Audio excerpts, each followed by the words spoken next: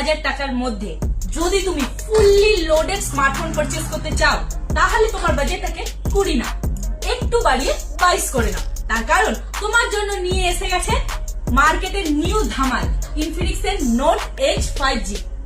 Number 1, এটার looks কতটা premium আর এটা স্লিম, এতটা স্লিম মানে এতটাই স্লিম যে এটার ফিলিংসটা ভেরি অসাম একদম।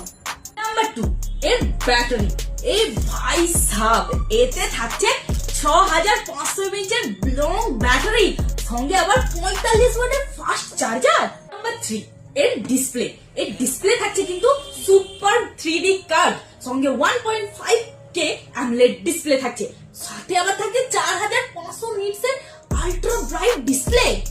নাম্বার 4 এন্ড দ্য লাস্ট, এটার প্রসেসর থাকছে ইন্ডিয়ার ফাস্ট স্মার্টফোন যাতে থাকছে মিডিয়াটেকের 7100 প্রসেসর।